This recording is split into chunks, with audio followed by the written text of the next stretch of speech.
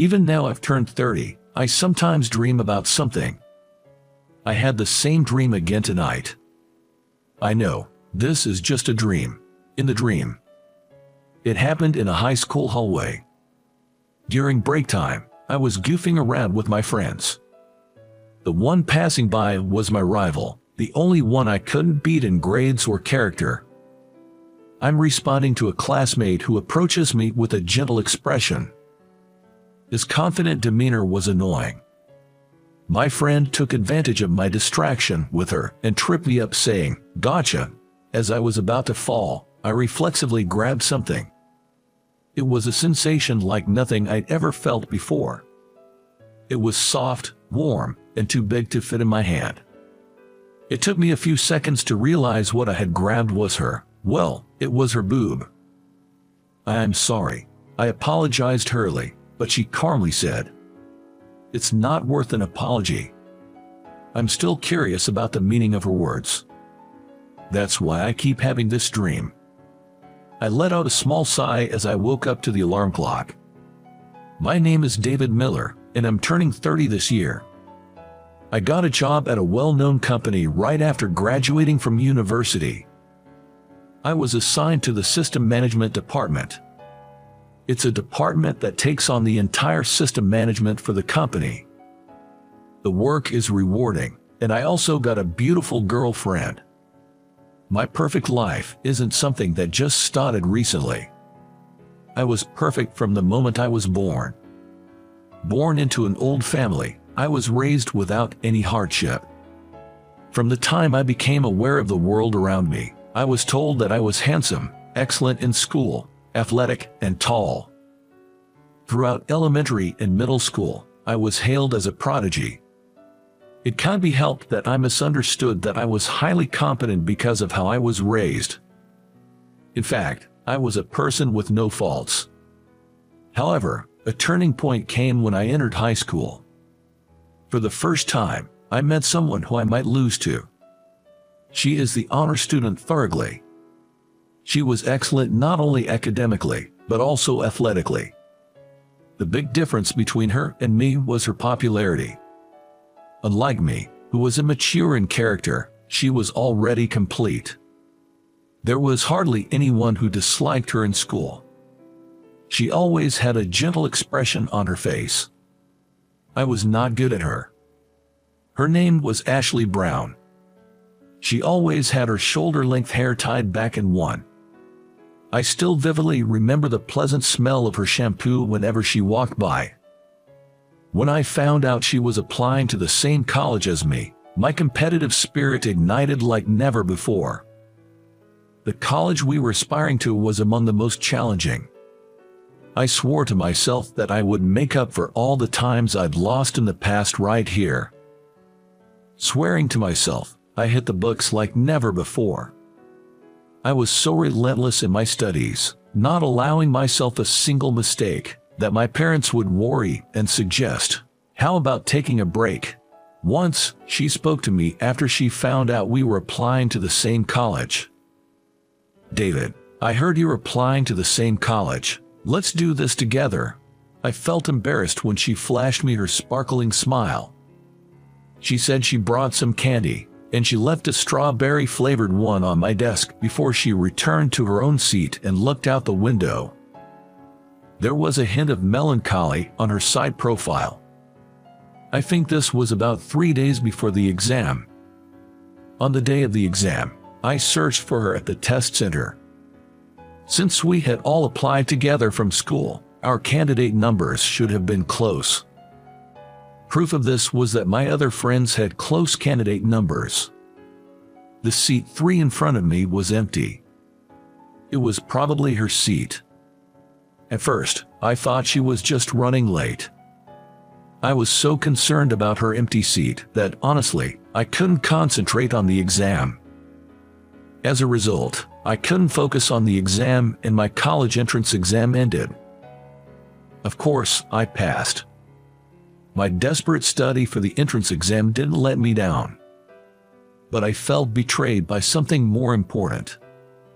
I never saw her again after that. She didn't show up at the graduation ceremony either.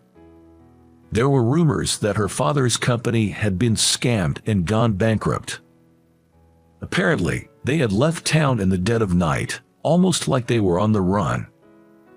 She couldn't even think about college entrance exam. She must have noticed the situation of her family. I think the melancholy on her face as she looked out the window was because she knew that her happy student life was ending. Our paths would never cross again. I remember feeling incredibly lonely after the graduation ceremony, looking at her empty seat where no one sat. My life as a working adult has been smooth sailing. I stood head and shoulders above my peers and kept getting promoted. It felt easier than my student days, almost like a game. There was no one in the company who could compete with me. I think that's why I grew into an adult who completely took life for granted. I also got a girlfriend, Lily, known as the most beautiful woman in the office. She joined the company 2 years after me. From the moment I first saw her, I decided that she was the one for me. I wooed her on the day of the welcome party for the new employees, and we quickly started dating. I am thinking of getting married in the future, but lately, she's been pressuring me to get married, and I'm a bit taken aback. Around this time, it was decided that the company's system would be completely revamped. After a series of competitive presentations, we finally decided on who we would hire to set up our system. It was not a large corporation, but a small IT company. Though small, the company outshined its competitors in their presentation. Apparently, they have a real hotshot system engineer. The representative of the company, a man named Stanley, showed up for our first meeting. He was a rather attractive man with a cool vibe, so much so that the women in our team were quite smitten. And the guy was good at his job. During the meeting, I was constantly amazed at how fast he could think so quickly. He said he would bring the person in charge for the next meeting, and that was the end of our first encounter. I assumed the person in charge would be the ace system engineer. I was excited to meet this person. They were apparently the same age as me, 30. I was excited, feeling like I was about to meet a worthy rival after a long time. The excitement was the same kind I felt when I was competing with Ashley Brown during our college days. When I saw who was coming to the meeting that I had been waiting for, I was so surprised, I thought my jaw was going to drop. I'm the person in charge, Ashley Brown. The person who showed up at the second meeting was her, the one who disappeared on the day of our college entrance exam. There was still a resemblance, but she was not the honor student she used to be. Her very short hair was dyed silver, and there were several piercings. The calm, gentle expression that was always on her face was gone. Hi Miller, in charge of system management. We greeted each other as if we were meeting for the first time. When I handed her my business card, she took it politely. I don't have a business card because I'm a contractor, I'm sorry. Apparently, she was not a full-time employee. She introduced herself as a freelance system engineer. Stanley had asked her to work at his company. The meeting went unbelievably smoothly.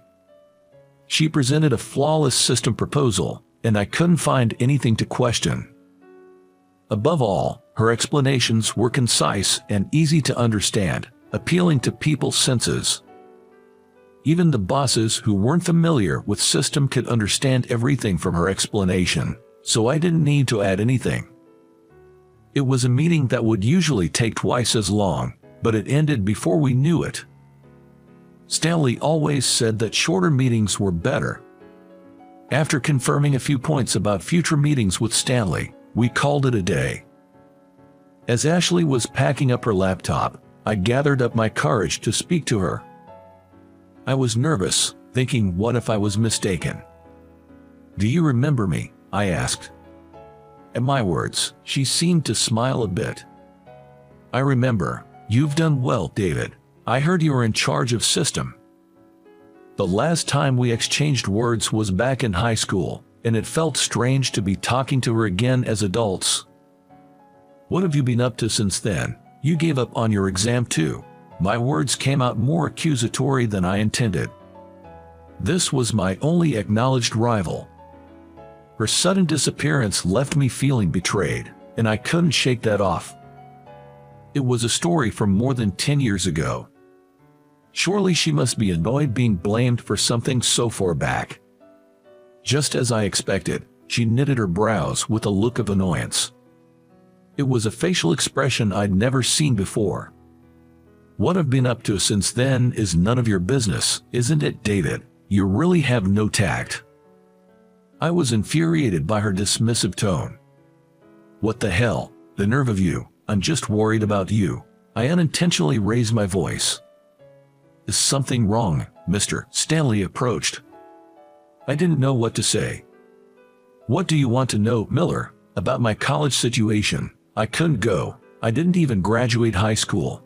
My highest level of education is middle school. Is that what you wanted to know? I don't need your concern. Don't make fun of me. She glared at me as she stated this clearly. The person I've cared about so much is a middle school dropout. I couldn't accept this reality at once. She was the only one I considered a rival. To be honest, there was even a part of me that admired her. Don't be ridiculous, Ashley. You've hit rock bottom like that. I knew my words were childish. But all I could do was berate and belittle her. Education, nonsense. You just have to work your way up with your abilities. Her words left me dumbfounded. I felt like I'd been hit back. It was as if my narrow-mindedness was being held up in front of me. While I was at a loss for words, she left the meeting room quickly. I could see Mr. Stanley whispering something to her. Her slender arm was briefly wrapped around Mr. Stanley's waist in response. Their natural interaction suggested that their relationship was more than just temp and employee. The Ashley Brown I knew no longer existed. In addition to feeling lonely, a strange sense of despair engulfed me. I realized that I had idealized Ashley. Meanwhile, despite my relationship with Ashley, the project was proceeding smoothly. I was gradually getting used to the fact that she was not the person I had idealized. In fact, everything went smoothly with her.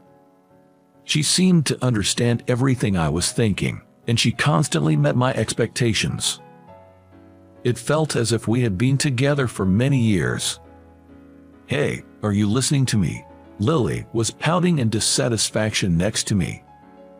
It seemed she had been absent-mindedly recalling something about Ashley during our cafe date on our day off. Honestly, I wasn't listening to Lily at all. Sorry, I'm just a bit tired from work. I tried to make an innocent excuse with a smile.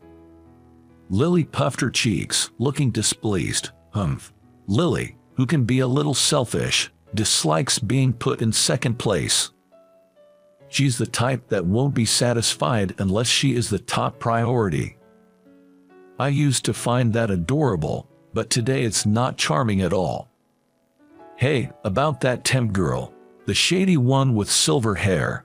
I heard she dropped out of high school, LOL. Lily chuckled with a snobbish smirk. It seemed to be rumored in office. I've even had coworkers question whether it's okay to trust the main system to a high school dropout. Each time, I had to hold back my rising anger. I never thought that my girlfriend would say the same thing. It doesn't really matter once you're in the real world, right? If you've got the talent and the skills, that's what matters, I retorted. I had no intention of defending Ashley, but it came out sounding like I was. Lily didn't like that. She didn't like that I disagreed with her opinion. What, have you been charmed by her too, David? Weren't you the one saying anyone without a college degree is trash at the company? Come to think of it, there was a time when I said something like that. Now I realize how arrogant and foolish I was. In fact, high school dropout Ashley is still a few steps ahead of me. Apparently, she even dated Stanley. She eats men up and throws them away at her assignments, LOL. I couldn't hold back my anger at Lily's contemptuous remarks. What the hell do you know about Ashley? You happily spreading such vulgar rumors. You're the worst, I snapped.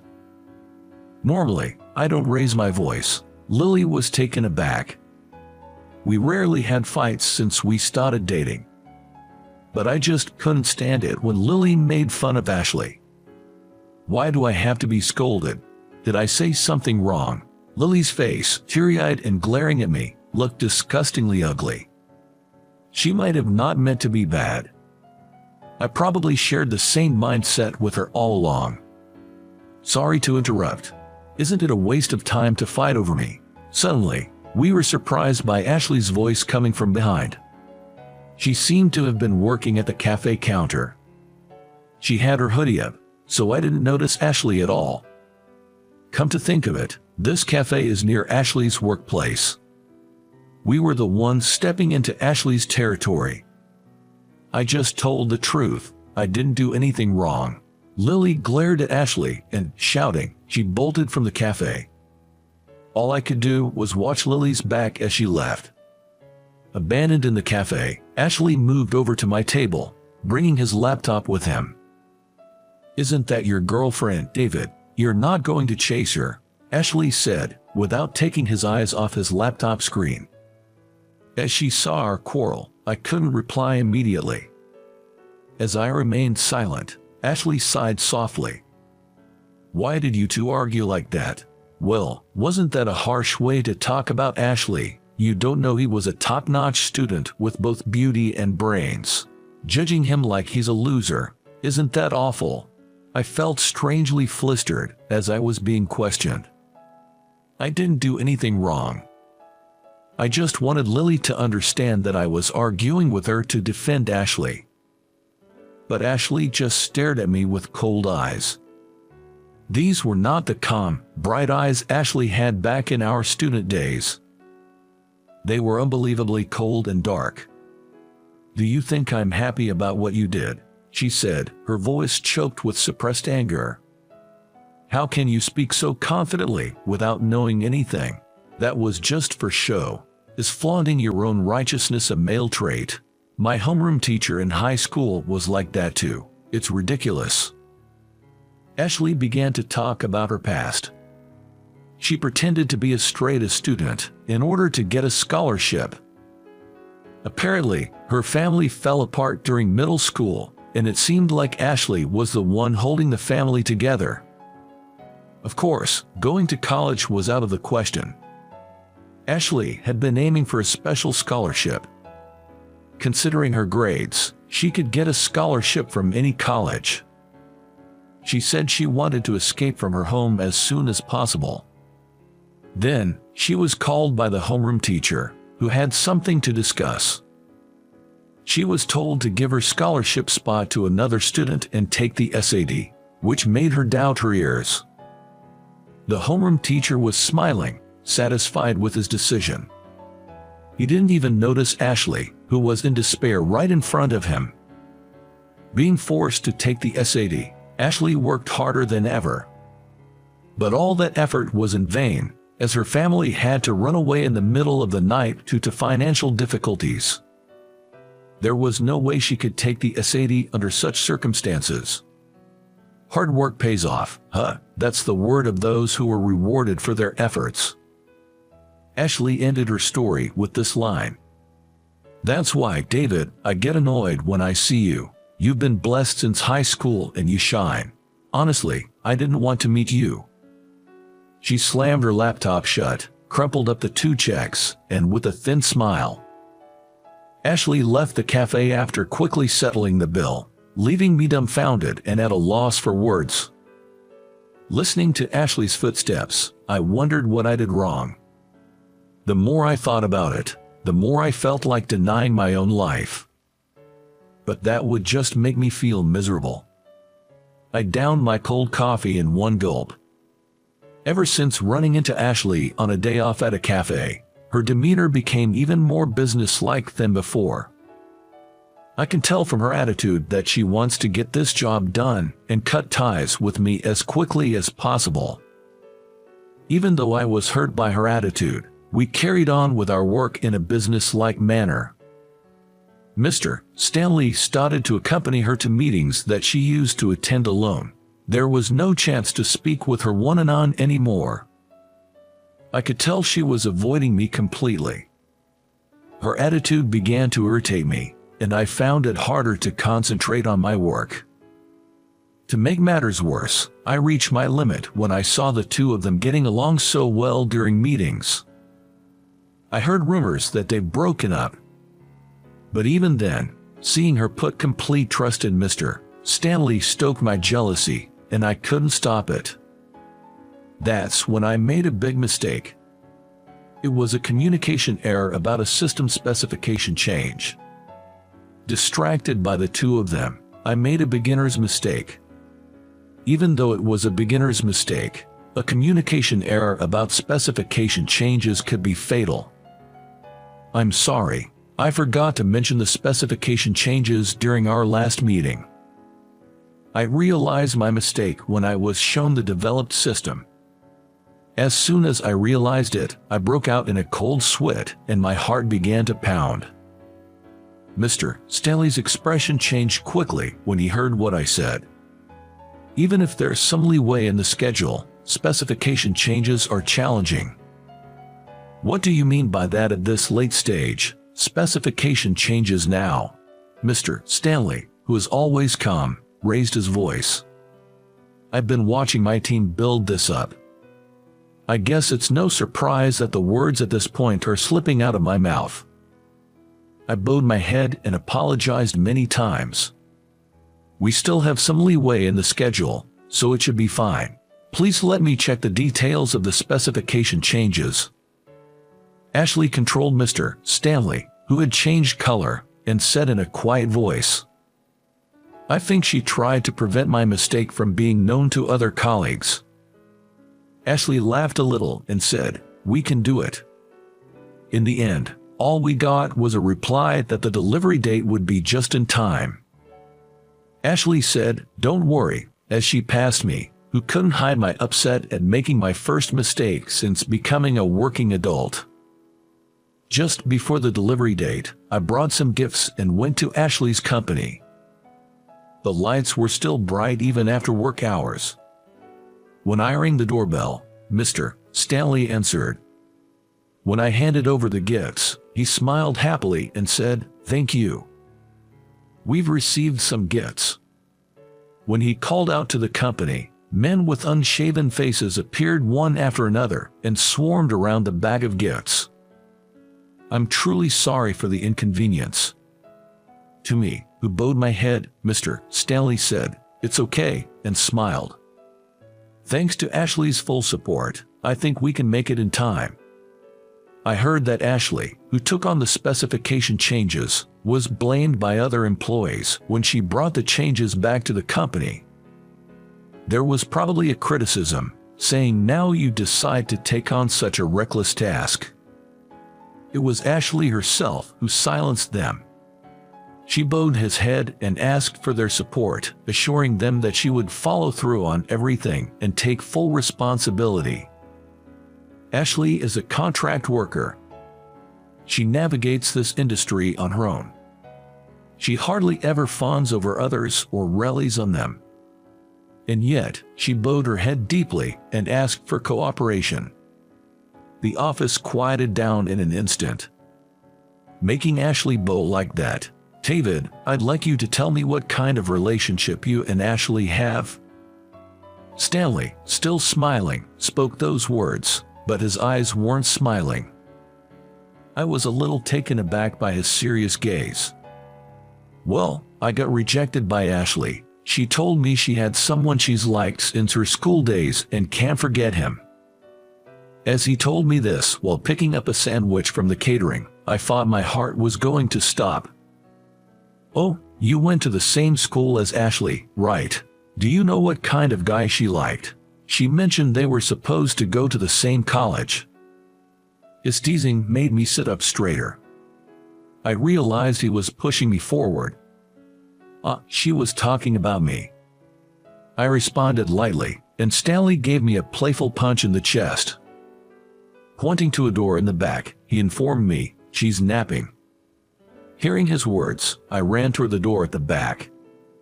Without knocking, I opened the door to find Ashley, sleeping soundly on the couch.